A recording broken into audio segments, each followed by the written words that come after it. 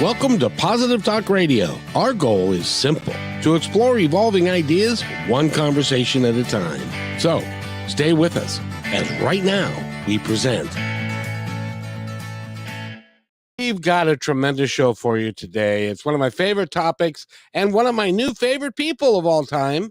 Rachel White is with us, and she is, boy, in reading your bio and your all the things that you've done. But I got to ask you, because I also did this too. Where were you a shoe salesperson for? Did I put that in my bio? That's so funny. Bass Shoe, which I think still exists in Maine, but I worked in Freeport, Maine for Bass Shoe. I was not a good shoe salesperson. I worked for Nordstrom. Oh, that's Um, so funny. my dad was a executive with them, and when I got out of high school, he said, "Well, there's no point in you going to college. Your grades weren't very good, so you might as well go to work." So he got me started as a in the stock room, um, you know, putting stock on the shelves and stuff, and then Yeah, it's then way I to got to be a shoe salesman, and I discovered very quickly. I was 18 years old, and I was trying to sell shoes to women, and I had never been around women and shoes in my entire life. I had no earthly idea what I was doing. that must have been a funny sight to see. It, it really was, and it ended up being not a very good place for me. Yeah, well, Um, learning experience, like everything. yes, and so That my was dad. for me too. It was not a fun job, let me just say that. Well, and now were you a lady shoe salesman or men's It was or like what? everything. Yeah, it was just a small shoe store, and it went out of business when I was at. But yeah, that was just like a summer job in college. Yeah, I learned at that time that men and women think and are differently, Yeah, especially around shoes. yep, A guy will walk in and say, "Okay, I like that. I wear 10 and a half wide and wrap it up for me, and here's my card." yeah, yeah, And different. women say, "I want to see Or this." a little bit they care a little bit more. We care a little bit more about about the type of shoe. Yeah, Yes, and they want to see a whole bunch of them and all yeah, that kind of stuff. We actually had people that would walk in and have $100 bills hanging out of their purse because they wanted to run the salesman for like 3 hours, knowing that they could pay. yeah. Then they wouldn't. Anyway, so Rachel White is with us. She is, oh gosh, you are a counselor, you are a coach, you work with spiritually minded people, and to help them to live the life that they don't even know that they're capable of living Mhm. until you spend some time talking with them and working with them. How do you find? And because in your bio it also says spiritually minded people. In your mind, what is that? Well, I think it's people who are just interested in spirituality and interested in learning more about their souls and who they are as a soul, their gifts. They probably want to, develop their intuition and connect with some form of spirit, whether it's spirit guides or angels. So, not everybody's interested in that. So that would be, in my mind, spiritually minded people. Well, and the difference is now keep in mind, ladies and gentlemen, we're not going down a religious road here. Right. We're going down a spiritual road, which Yeah. is completely different. I'll give Yeah. you an example. I grew up Lutheran, and one of the things that they always preached was when you were born, your soul was created at that moment. And so you're Hmm. I get that. you're Yeah. you're crinkling up I your didn't face. know that. I didn't know that Lutherans say that. That's very interesting. Huh. They honestly believe that God creates your body and your soul, and they're intertwined, and Wow. they are kind of the same thing. And that never I never understood that. That never made any sense to me. Yeah. Yeah. Um, Yeah. so but that's what and meditation is of the devil. I was in a conservative Lutheran. Yeah. Um, Even meditation, because I know that in the Bible it talks about divination, that if you open up to, doing psychic work, you could invite in, the devil, or which is, I feel, it's so absurd because I'm pretty sure Jesus, was psychic and was channeling and was doing Reiki and stuff like that. But yep, anyway, yeah, he interesting. was, and it's so this is a more about learning about how, in my mind, how it really is, and you've taken on a task. Dr. Michael Newton started it years ago, along with some others. That they spend some time looking at life between lives, life, our prior lives. I know Mhm. that you worked with that as well because that can affect what happens to us Yeah, today, what yeah, happened in a prior life, and yeah, stuff. Even though we come into this world with amnesia, yes, um, exactly. it is by design, Yep, mm, yep. so that we don't go kill somebody who killed us 2 lives ago. Right. Yeah, or we wouldn't be able to even function because we would remember what horrible things we just went through. Or we could Exactly. be, yeah, in like revenge or, who knows what, just carrying that stuff. But yeah, So one of the new things that you're passionate about is working with hypnosis and doing life between lives. Is yes. that Yes, yeah. I'm a hypnotherapist, and I never thought I would be. It was not something I was initially. I thought it was just, hypnosis. It's this weird, stage thing, make people cluck like chickens and all this weird stuff. And then, of course, I learned about really what, and hypnotherapy is like it's a therapeutic way to help people um, really connect with what's in their subconscious mind. And let me just talk real briefly about that, but because it kind of gets to the life between life. But um, often when people are struggling with something in their lives, they might go to therapy, which is really important and helpful, and it definitely has a place. But when they find that they're just still not able to access whatever it is that's there, it's almost always because it's held in the subconscious mind. Just the other day, I had a client who was telling me that he had this underlying thought that said to him, "I'm going to die," or "What if I die? I'm going to die. I'm going to die. I'm going to die." And there's really no like logical place that he hadn't had any near death experiences in his life. And so I was talking to him about that's if you can't, often it is childhood where things can, come from, and these sort of beliefs that we carry, these thought patterns. And that's an obvious one. He could identify the thought, but often people can't even identify it, but there's just something that is a resistance. They just feel stuck and they don't know why. And they've tried all these things. And the reason for that is because it's deep. It's held in the subconscious mind. And and often it's from past lives. So in that client's case, I we haven't actually done a regression yet. We actually did a womb regression or a childhood regression and took him back to when he was um, he was a premature baby and only was born at 1 pound, and that Oh, actually and wow. there was so that was essentially a near death experience, and he picked up on all the worry of the doctors and his mother and all that. So anyway, so we kind of tried to clear that, but then, and I was saying this to him, that we've got to probably go back further to a previous lifetime when you likely there was something where you did die, or you were being somebody was trying to kill you, or you were going to die somehow, or you were at a near death experience. And that's where that, if it's very recent lifetime, or if it's happened multiple times in many different lifetimes, it can get embedded in our subconscious mind. So one of the only ways to access and clear that stuff is to get into the subconscious, but you can reprogram through hypnotherapy, which is basically just, telling somebody suggestions while they're in a deep state of relaxation, really in like the alpha, maybe theta brainwave state. And their subconscious mind starts to accept it as truth. So I could say to him, which I have in past sessions, you are safe.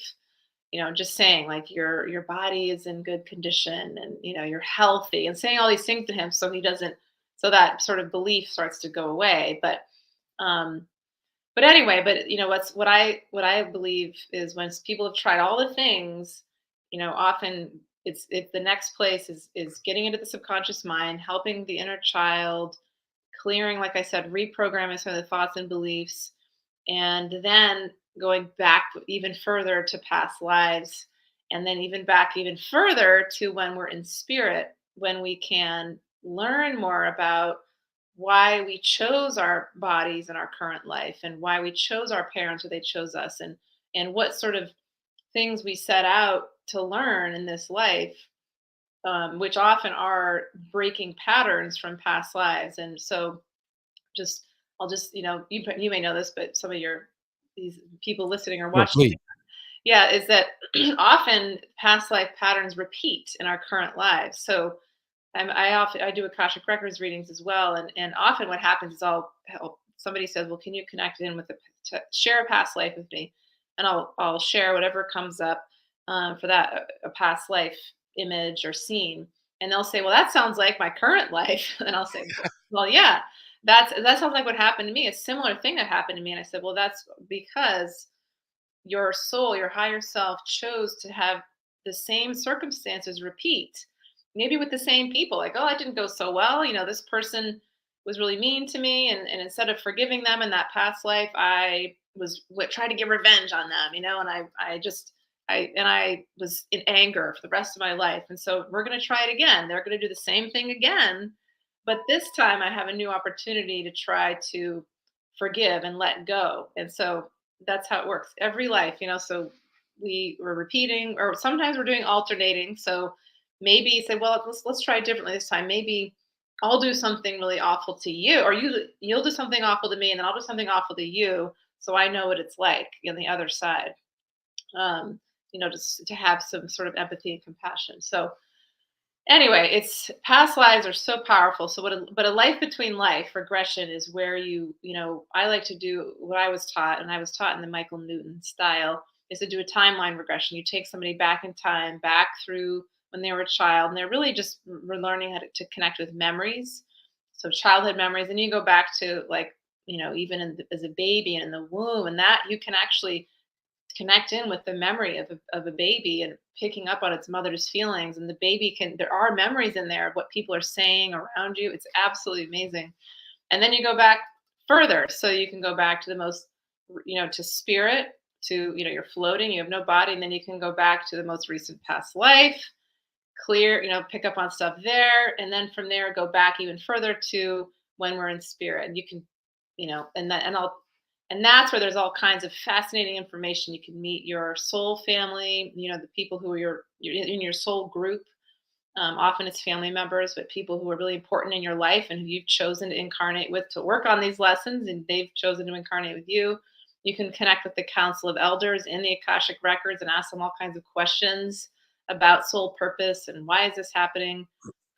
You can travel to learn about what planets you're from originally, and go off planet and connect with your galactic family.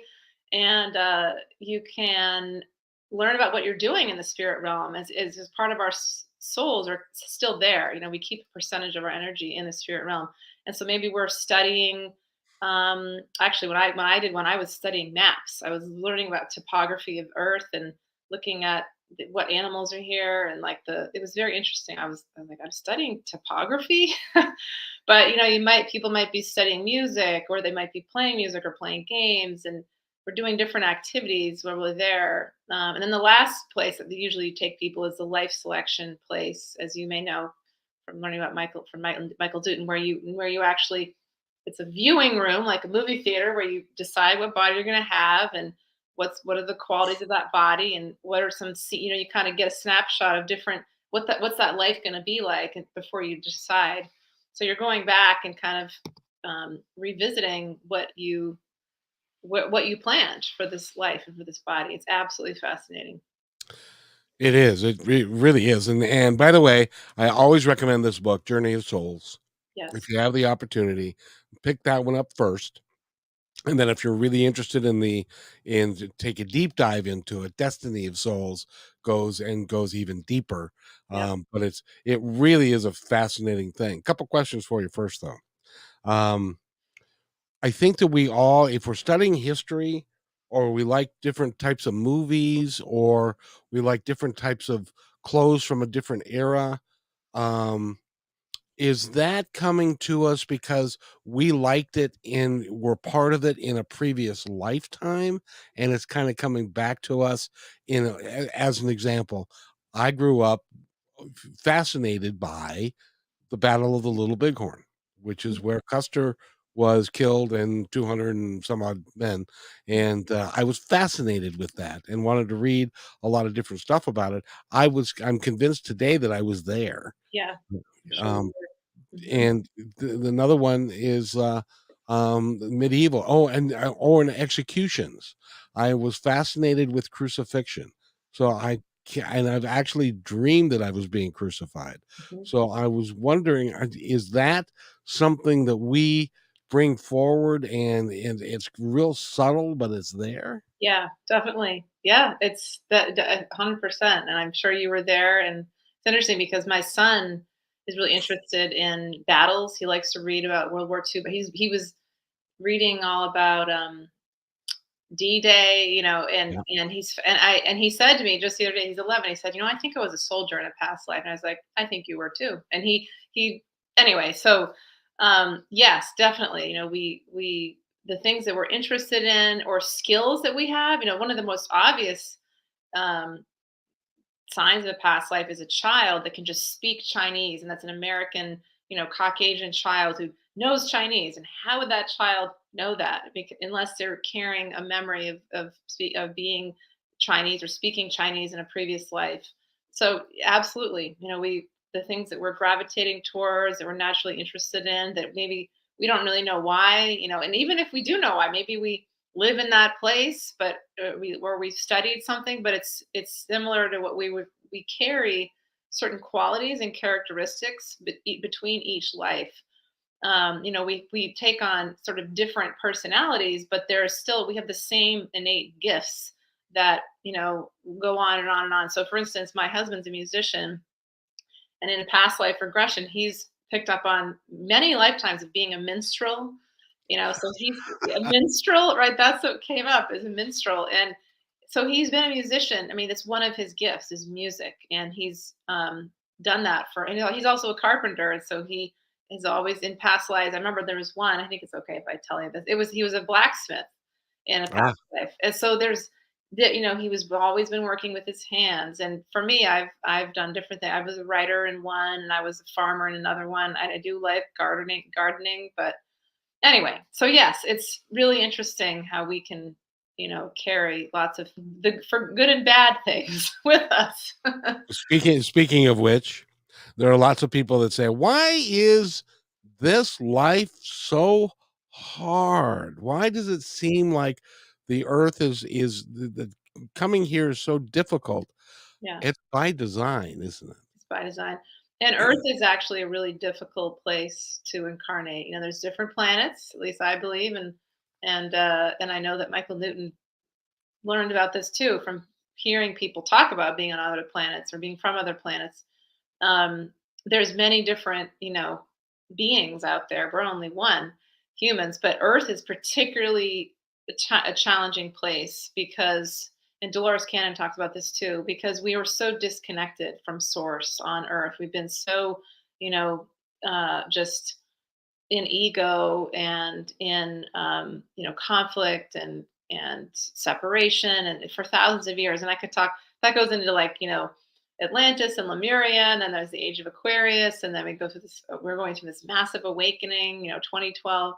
But anyway, so it's good that there's positive things happening now. We're shifting out of that. But traditionally, because a lot of us have been asleep and not having our third eyes open and being in this sort of programming and these illusions of these systems of control on Earth, it's very difficult to incarnate here, which is why often it's so hard. And also we accumulate karma, and it goes back to past lives. So, if I hurt someone in a past life, say I killed someone, God forbid, in a past life, I'm going to have to make up for that. It's not that I'm being punished, and not a religious thing, but I act when we die, we go we go before a council. This is again what I believe and what I've heard from many, many people and picked up on.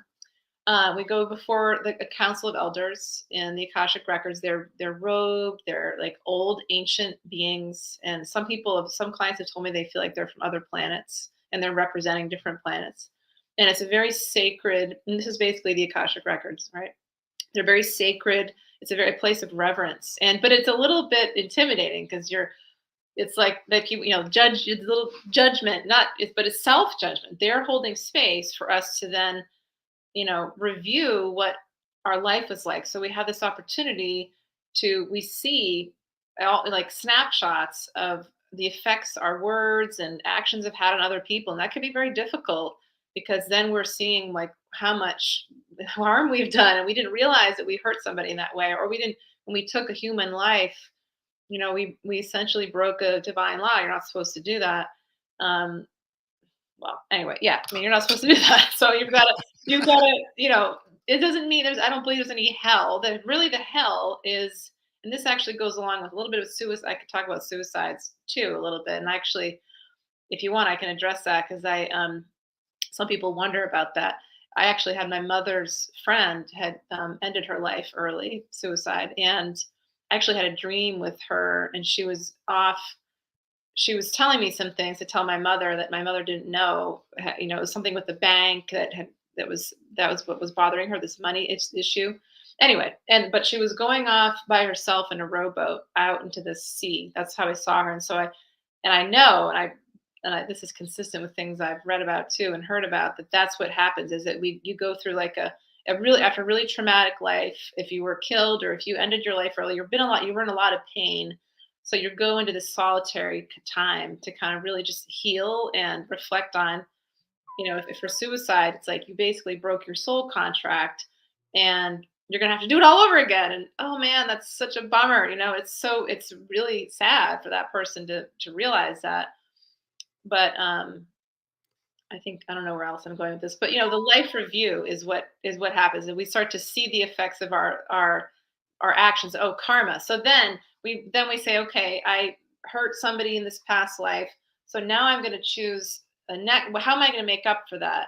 So if I killed somebody, then maybe they're going to kill me, or they're going to do something to me, so I know what that feels like.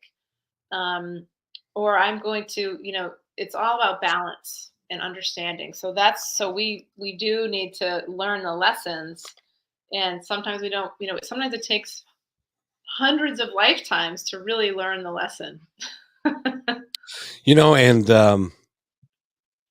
because of my interest in this material and what you're talking about, and I was thinking to myself, okay, so there are other planets, and then years ago they didn't have the telescopes that they have now.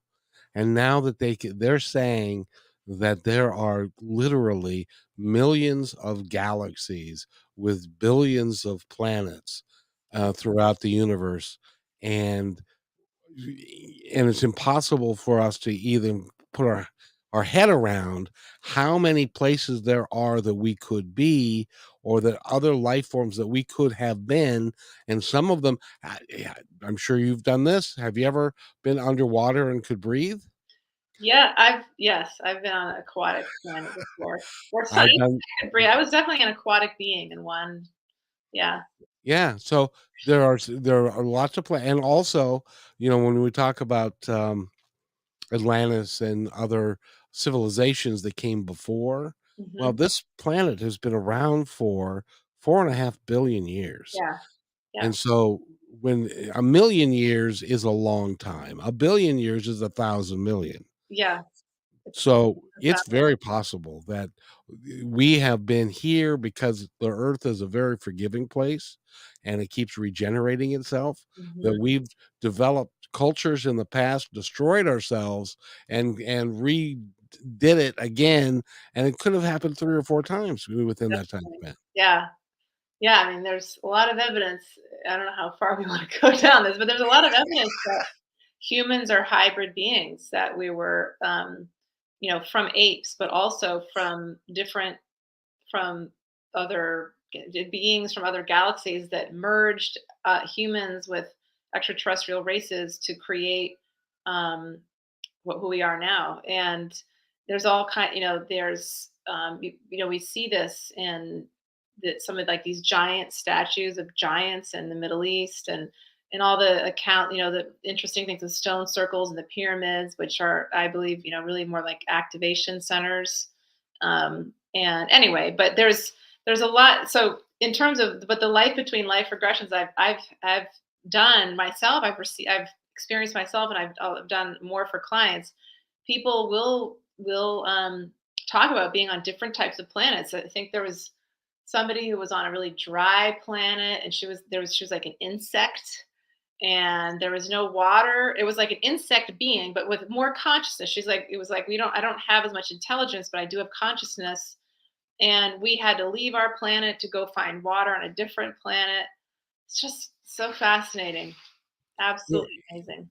it really is, and even just the life between lives. When, as an example, we paint, you have this picture of there's 6 to 8 beings, and they've all got different emblems on their chest, Yep. which signify different things and their expertise in different areas, and Mhm. they all come together. And our first thought is, "Oh crap, this is a judgment," Yeah. and it's Yeah. not.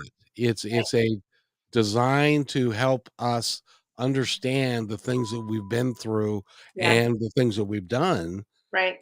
and to help us to then to formulate what we are going to do to improve, because isn't the entire goal for us to become like them? Yeah, I mean, to become ideally enlightened, I don't think we could ever become exactly like them because they're light beings and they're on a different, like we're humans, and I don't think we could ever be like the Council of Elders. I think they've always been light beings, but we could definitely become like our spirit guides who were human, and we often have past lives with our spirit guides.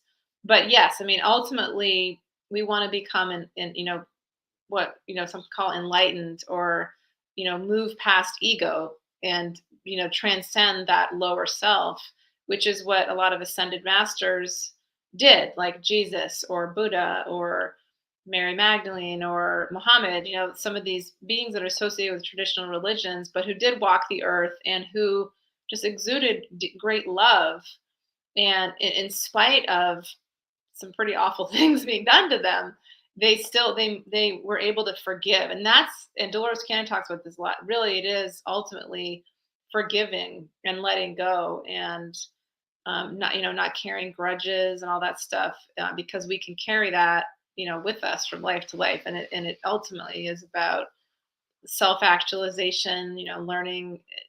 Often it is a certain lesson that we're working on, and actually I have, when I do Akashic Records readings, people will ask me, "What is my soul purpose?" And over and over, I'll hear different things, like it's but to have clear boundaries. Like haven't had, boundaries is what you're working on, and they're like, "Oh yeah, well that makes perfect sense." They know. Or forgiveness, and like, well, that makes perfect sense, and because they've experienced a lot of abuse. Or it could be unconditional self love, and they've been working on loving themselves. So, and I like to say to people, how do you learn a lesson? Well, you often experience the opposite. So how do you learn forgiveness? You experience something so awful it needs to be forgiven. How do you learn unconditional self-love? You really go through a time where you don't feel like you love yourself at all. And so that's part of the challenge. It's these little tests we set up for ourselves. Do you think that when we do these challenges and we get to the other side and we didn't do as well as we would have liked to, because when we get there we know what we set out to do and we know how it ended up, and do we forgive ourselves? Is there anybody over there going, "I'm going to judge you now and you're going to be," I do know that from what I've read that sometimes our energy body um can get damaged.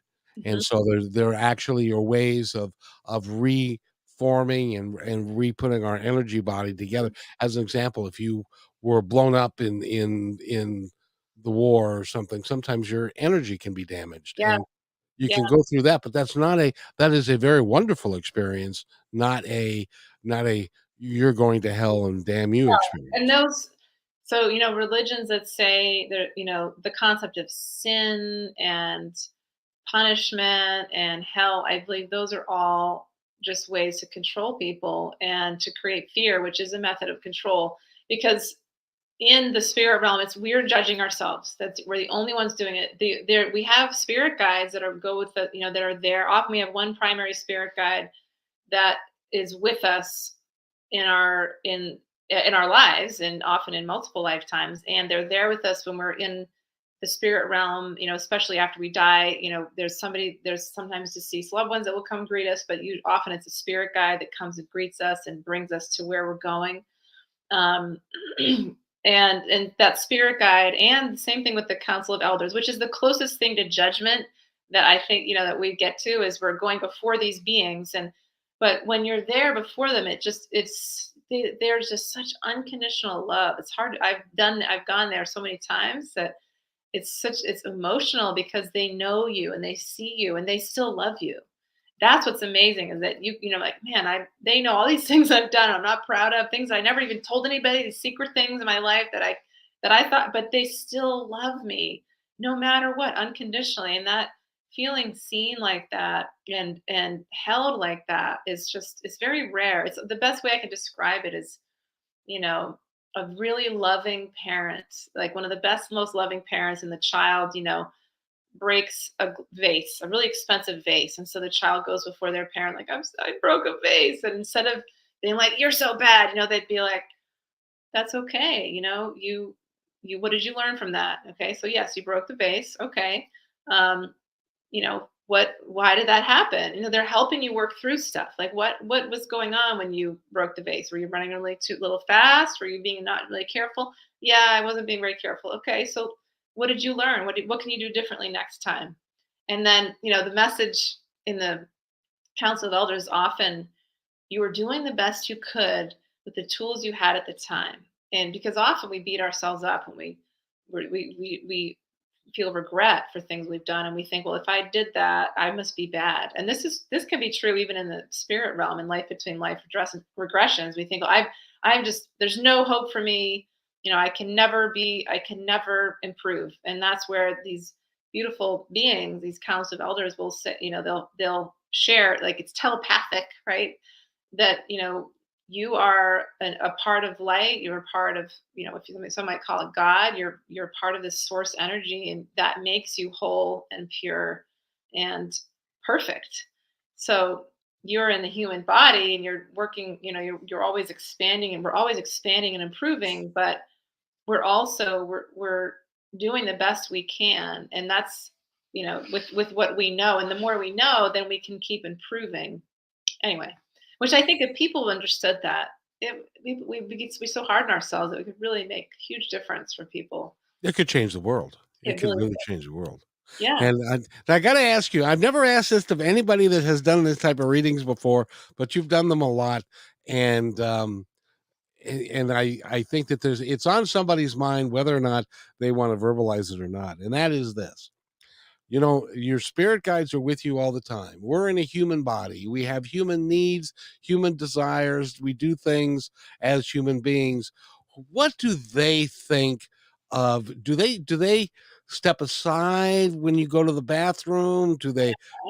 Are they with you when you're making love? Does it or having sex or being by yourself and doing Yeah, the I mean, right. how do And they then deal with that? I believe I've never had anybody ask that question, but I personally believe that so there's this thing called free will, and um, which can work for or against us, which is we have control over when we want to connect with our spirit guides, we want them to be with us, or we don't. And so if part of us subconsciously just wants privacy, we're giving out those thoughts like, I want privacy right now, then they're going to respect that. And they're not going to be watching us, because they know, like, maybe it would be like a cloak or a veil, or it's like, okay, the door's closed. So, I think, but uh, this can also work, and this is really common for a lot of people, in the ways that we don't want it to work, because a lot of people want to connect with their spirit guides or connect with angels, or whatever. But if they're thinking things that say thoughts that think, well, I can't connect with my spirit guide, or I'm not psychic, or I'm whatever, those thoughts, like, I can't, those are doing the same thing. Those are basically saying, those sorts of thoughts are saying, no, I don't want to. And so they're not going to come in and connect with us because it sounds like we don't want to connect with them. And so what I'll say to people is just flip that around, and, I want to connect, just saying I want to connect, or I'm learning to open up. I think in extreme circumstances, guardian angels, and, well, especially guardian angels, because they're there to protect us, will intervene. They're not just, even if we say those things, they're still going to try to get through to us. But they're going, because there's two major forces, I believe, as part of being human. One is the things we were talking about: soul contracts, fate, destiny, things that are pre-written in, that are basically part of your soul plan for your life. Like, things are major things that will happen, like an accident, or having a body that has a real sort of disease or something, a death. Those are things that are in part of the learning. But then there's another side, which is free will, and then we have choices of, we have different points, kind of like, stop points along the way. And it's like hiking. Am I going to go this way on this path or this path? And that's how we learn, because it's not all predetermined. We'll be given endless opportunities, to make a better choice. Like, oh, I have that similar situation happened before, but that choice didn't go so well. And our guides know that, and our guides will kind of try to nudge us, putting thoughts in our heads, sending us people, like helping us set up circumstances for us. Um, and but then we decide if we're going to seize the reins and take the opportunity and say yes to the job offer, or if we're going to move to that place that we're interested in moving to, or we're going to ask that person out that they're trying to help us connect with our soulmate. But we keep, so there are always going to be more opportunities. So that's a little bit of a tangent, but that kind of relates to what you were saying. I think you're on mute, Kevin.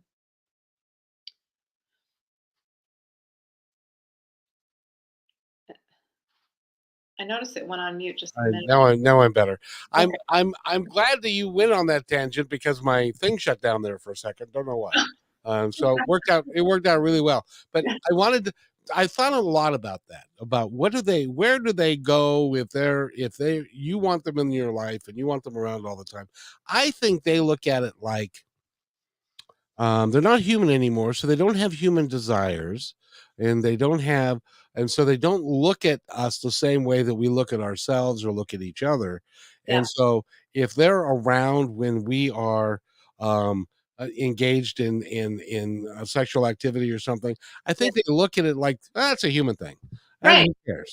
That's their bodysuit, and Yeah, they do that. There is way, people in spirit, the way they like are sexual or intimate, or it's like merging their light bodies. And I've heard, I haven't experienced this in a regression, but I've heard it's like one of the most beautiful sort of, we can't even begin to replicate nope, that. we We can't. try, but we can't. So I got to ask you, when you're doing a past life regression, or you're doing a life between life regression, and there's a point in time when they get to go visit their soul group.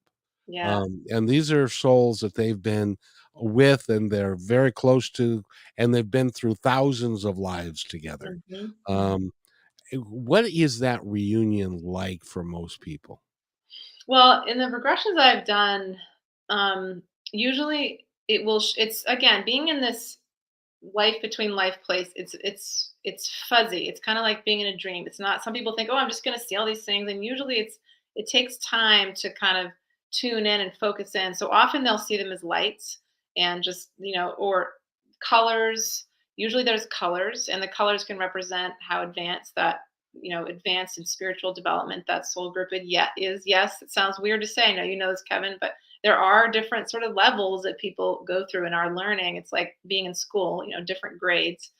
Anyway, but often there's people that not, there can be like 10 or 15 members of our soul group, where people that were, it's usually our family members that are there, that we're incarnating with them over and over again.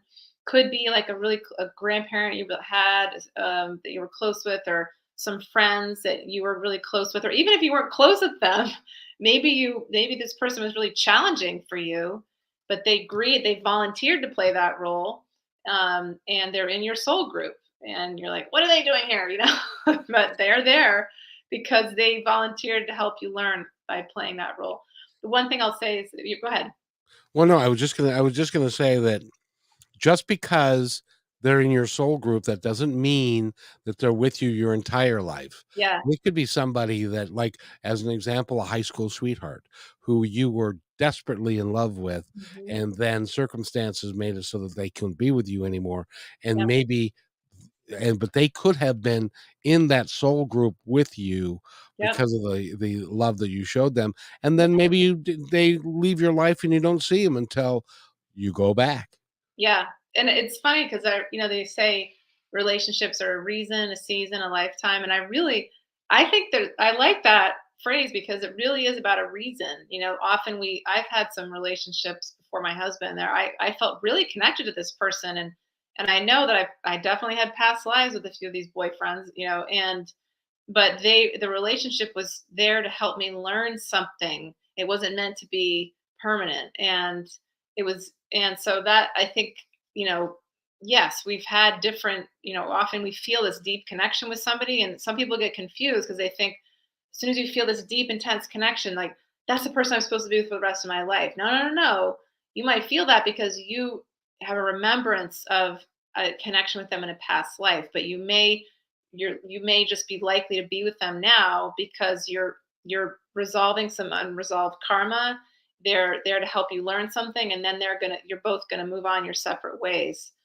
And that's not that's that what you're working on in this life is not something that you're going to work with them on. It's just you got to learn the lesson and then move on. So I'm going to bring up something that is going to generate some mail, probably. So if you want to email me, you can go to Rachel White at. No, I'm kidding. yeah, very Um, good. Send it to me. have Especially you heard of controversial though.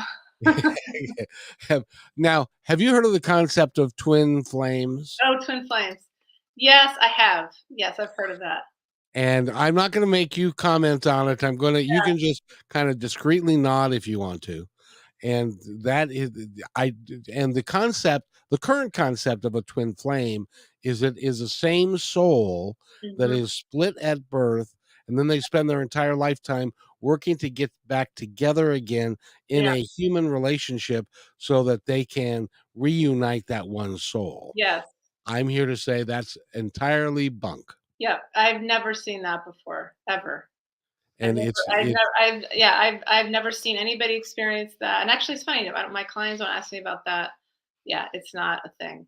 well, Nice. and see, the thing is, as I try to explain to people, okay, Yeah. your soul does not bring all of its energy with it. Right. It might bring 60% Yep. or 70% or somewheres in there, or even less than that. Yeah. But it doesn't it and so that part of the soul can stay Yeah. up at home, Yeah. so it continues to learn and develop and to watch, and part of it watches over you as well. Yep. Yep. But And if yeah. you are split in half and now you're 50% and you're two 50%, and first of all, you're coming here with less than the energy that you might need. Yeah. And secondly, all of you would be, if you left 10% there, then it would be 45%. And then the math doesn't work to Yeah. do that. And I don't think I mean, I think I have heard of occasionally people living parallel lifetimes, so incarnating in a few different bodies at once, because but it's the same soul in, but usually it's different, dimensions, or, but and I think that potentially could be on Earth, but I think that's extremely rare. I've never seen it actually happen that way. What I do see is like people when they go to their soul group, their soulmate, but the person that's right in front of them, the light, really it's a light that's right in front of them is often their soulmate, and so it's usually like the person's husband or wife. But sometimes not. Sometimes it could be in their current life, like their child or their, who knows, a Or sibling. that high school sweetheart Yeah, right, that exactly. left 30, 40 years ago, Yeah, and and they had such a huge imprint in your life, yep, that it affected it all the way through, and that can also be karmic. yeah. And we're not meant to always be with our soulmates. And something, I think, hold on a second. Car alarm going off. All right, somebody saw it's my car. Like, how did somebody did? My kid did that. We're not always meant to be with our soulmates in this life. I think, often we are, but sometimes, there's something we're working on, and it would be too much distracting if we were with our soulmate. Same thing with, I have some clients who really want to have children, and maybe it's not in their soul contract to have children. It's just not what they chose. Um, Sometimes it is, like, sometimes it's often it is, well, they're working on learning this lesson, and then when they learn it, then they'll get pregnant, but sometimes it's just not part of their plan. So those are things that come up too. Hard Oh, to know.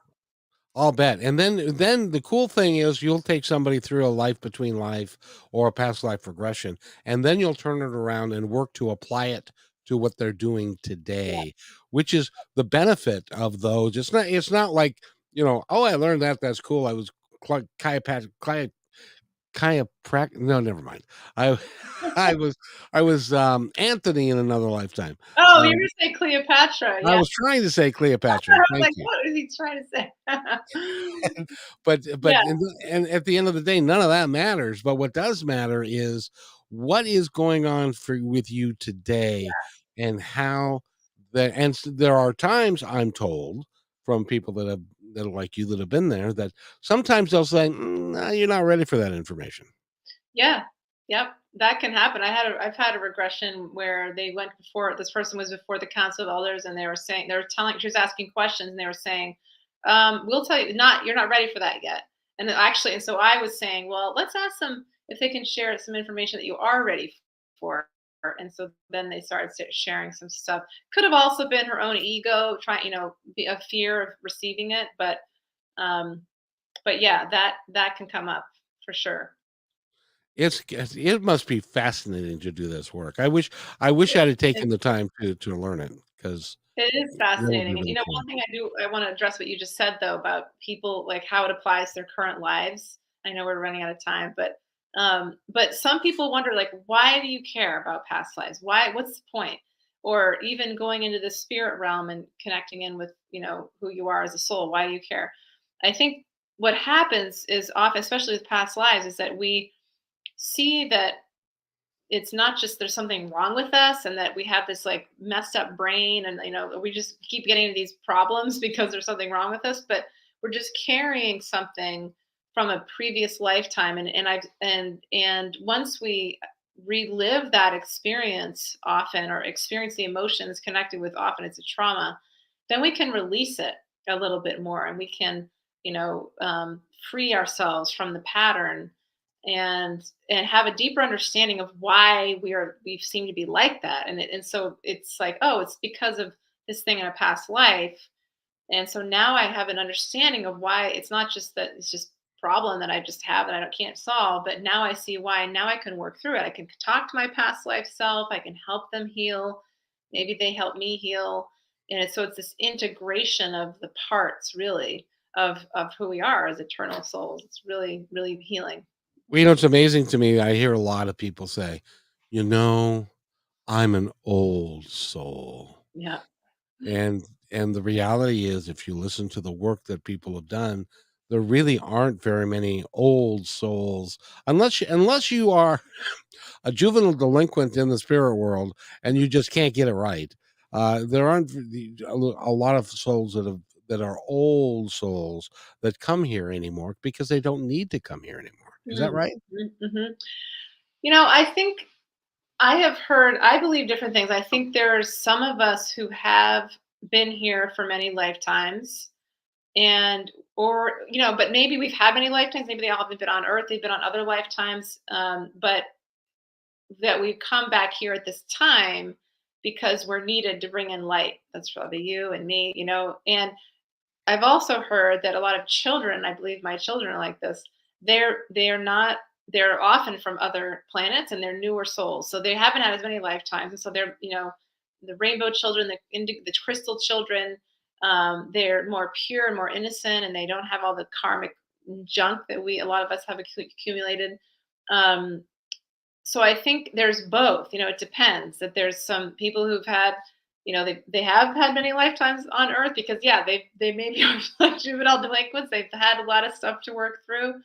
I know I had in a lifetime way back. I think I was doing some black magic, and like that's not cool. You can't do that. So I've had to like work through that and not try to control and manipulate other people. Um, Anyway, but I think there are a lot of being people who are normally on other planets, who are choosing to incarnate on Earth to help bring in light. And Dolores Cannon talks about this, the waves of volunteers, so because it's needed. We need it as much help as we can get right now. Well, we've talked about a lot of things this hour. By the way, Rachel Horton White is her name. She's got a book out. The name of your book is? It's Tools for the Awakening Soul, a guide to activate your intuition and uncover your life's purpose. which is an important thing for all of us to learn and to know is what exactly is our life's purpose. But I've dispelled I hope I've dispelled a few myths here today with your help. And one of which is I think that they don't care what it is we're doing in our physical bodies. I think they love us regardless. And the other thing is that I've never heard anybody say this, but I'm willing to bet that on the other side, there's a great deal of laughter. Oh yeah, definitely. Yes, and actually, one of the things I pick up on from my own guides is they say, "Don't take yourself so seriously. Just have more fun." Like it's not life isn't meant to be so serious. They joke around. Yes, yes, yes, yes. At one time I was in a spiritual group and they wanted to take us back and to get in touch with our spirit guide and one of our spirit guides and so we went into a deep meditation and then for some reason, don't know why, I started laughing. And it was not my laugh. It was another laugh, but he didn't Wow. have anything to say. He was just joyful, having fun, and laughing at all of it and all of us Yep. and the whole thing. And Yeah. I really think that's how they look at us and Definitely. it. Yeah, we take ourselves so seriously. We get all worked up about things, and I like to think, when all this is just an act. I'm just an actor in a play. When I die, who cares about any of this stuff? Nobody's. I'm not going to care about any of that. I'm just going to be floating around in my real home. It's John Edward. You know who that is? Yes. Yep. I know who he is. The psychic medium, he has a saying that I really like which is, somebody will say, "Well, what about this? What about my body and stuff?" And he'll say, "When was your last car?" And they'll say, "Well, it was a Volkswagen Bug." Said, "When that Volkswagen Bug died, did you stay with it, or did you just get out of it and go get another car?" Right. Yep. That's an easy way to Yeah. explain how we are. Yeah. We are not our car. We Right. are driving the car, but Yeah. we aren't that. And so Okay. when our car dies, we go get another car. Yep. Thanks. See ya. Exactly. Yeah, I like that analogy. That's a good one. I might steal that. You may. You may because he was I was watching a show that he did, and a lady said, "My son passed away, and we forgot that he wanted to be buried and not cremated. And is he mad?" And John said, "Well, I can tell you after doing this work for 30 years, nobody cares." Yeah, he doesn't care about his body anymore. Yeah. Yeah, it doesn't. For him, it doesn't work anymore. It's not functional, so it Yep. doesn't matter. Yep. Yep. Yep. That's good. So, I like that. so I love talking to you. Will you come back so that we can do this some more? I would love that. It's so much fun. I love talking about this stuff. I want you and David to come back too, and David Newcastle or Newhouse, Newkirk, new guy. Yes. Yeah, he's great. I love listening to him. He's just Well, really the two of you would be dynamic together, I think. that would be cool. Yeah, I would love that. Yes. Well, but I want to have you back, so I'll send you the appropriate links, and we'll do this some more because there's so many people that I think if you believed that there actually is a fun, safe, home, loving place to go after we're done here, it would change your view of life. It would. Yeah. And then there's a point, there's a reason. It's not just all random. Yeah, it's not just random happenstance Yeah. crap. It's the you are learning and some of the experience that you've got. Now, I'm a little bit older than you, probably a lot older than you. And the way I look at it now is the experiences that I've gained over time, both good and bad, were there for a reason, Yep. and they were there to help me grow Mhm. to become the person that I am today, which is not yet the person I'll be tomorrow. Yep. Yep. Beautiful. Yeah. And there's so and you've had a lot of support. We all have these loving beings that are with us. We don't Why do they not all come in and like fix everything? Because otherwise how would we learn? If we were, a child, I always use this analogy. How would a child learn how to build a Lego tower if the parent was coming in and doing it for them? They need to be able to try themselves. And so Or that, as Yep, you know, or as some people do, their kid doesn't get the math homework, so they do it for them. Right, then they don't learn. So we have to learn, and so it can be hard. That's why it can feel hard, but we are always supported if we want to tap into that support and love. We do have to learn how to do that often, but it's there for us, and that just can bring such peace and just comfort, really.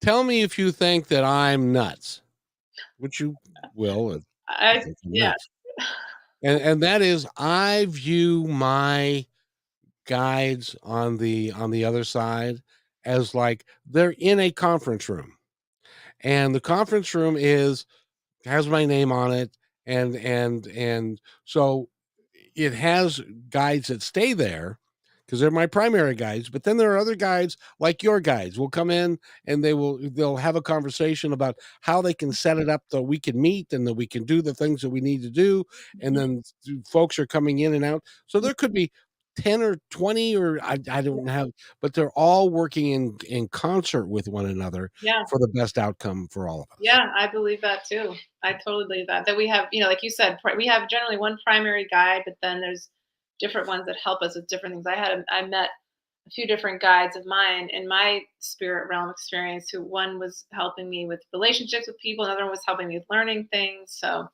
yeah, and they conspire to help us. They guide us so we can meet people and we can have be guided to the right opportunities. And then we have our free will. We could always say no, but yeah. And they kinda nudge us along Yeah, to that exactly. because they have the 50,000-foot view, Yeah, and we don't. We're at the ground level, and then they can look and say, "Well, if we do this and we have them go here, yeah, and then we'll get there, that's right. where we wanna go."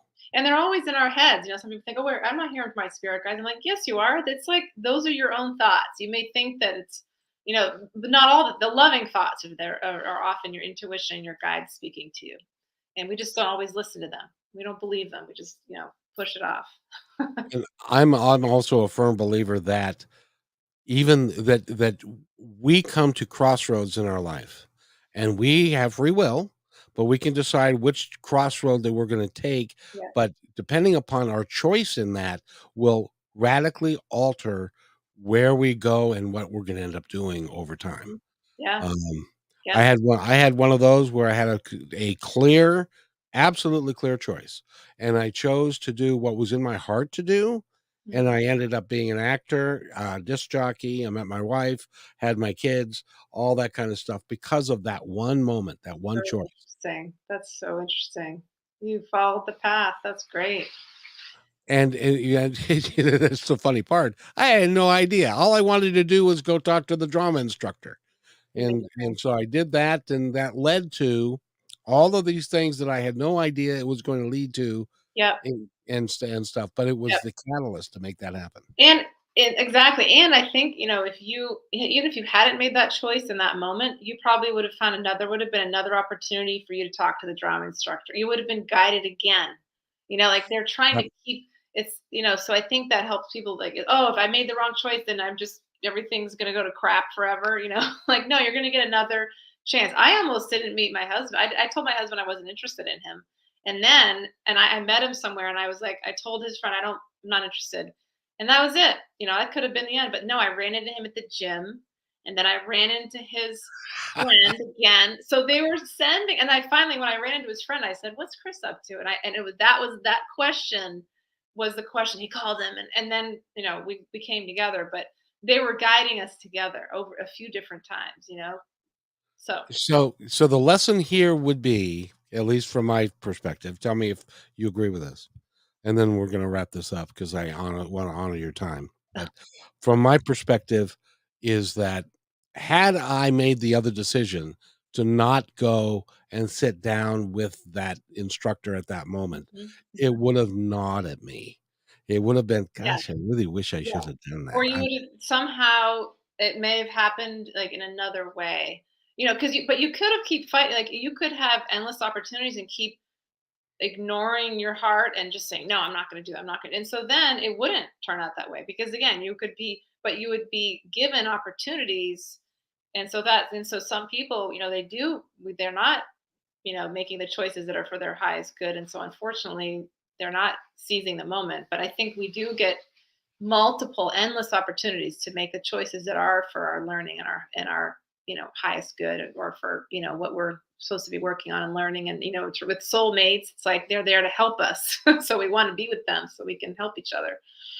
And I've had that experience in my life where my father was ignored all the signs that of what he was supposed to do Yep. because he thought that he should do what everybody else told him that he should do. Yeah. And And that's so yeah, and some people, they live their lives and they're not happy because they know they didn't listen to their heart, and unfortunately, they may not realize that until right before their death, if then. But then they'll get another opportunity next lifetime. So and that's the beautiful thing about it. It's yeah, nothing is complete until it's complete. yep, yep. By the way, Rachel Horton White has been our guest, and go get her book. Go to her website, which is soulfulworkconsulting.com. You're pretty awesome, I got to tell you. Oh, thank you. Well, I really enjoyed talking with you, Kevin. You have a lot of knowledge. Like, you don't need me. You know a lot of this stuff. It's really cool that you know that you have this. It's really exciting. Get it. I've reached the point, honestly, where it's not a matter of belief for me Yeah, anymore.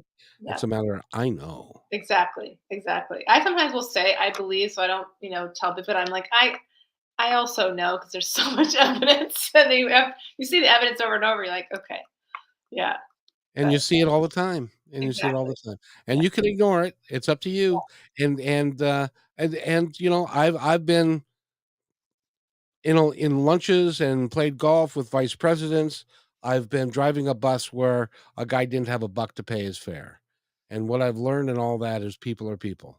yeah, And we're all walking our individual lives for our individual purposes, and to just the gospel according to Paul McCartney, just let it be. yes, beautiful. I love that.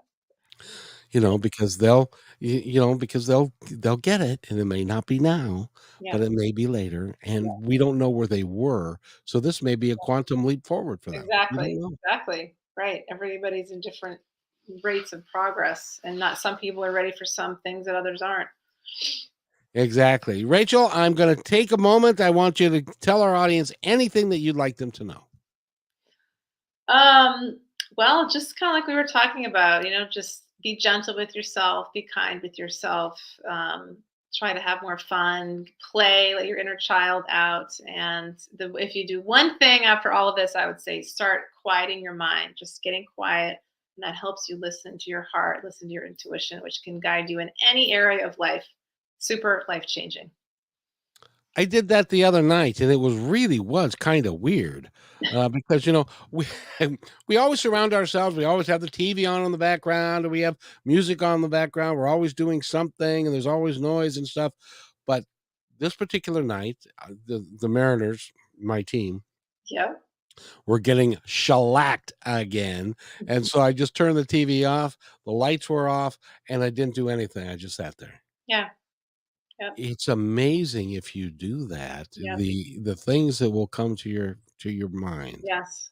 Yep, you're able to listen to your higher self, listen to spirit. It is amazing.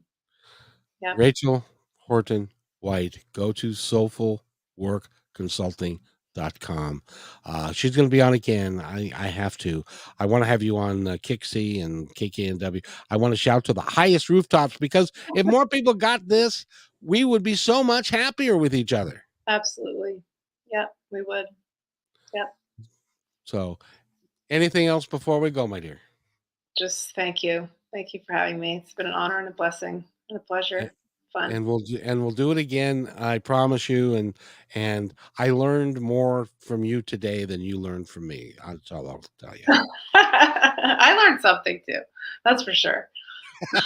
So, thank you, Rachel, and stay right where you are. I'll be right back. Okay. Hey, thanks for enjoying this episode all the way to the end. Please give us a like and subscribe to this channel. This has been a production of PositiveTalkRadio.net. Please visit our website, oddly named PositiveTalkRadio.net, for more details about us and our mission, which is to provide great positive programming designed to inspire us all. I'm Kevin McDonald, and I'm proud of these shows, and I truly hope that you'll like them and share them with friends and family. So on behalf of our entire team, Remember, be kind to one another because each other's all we got.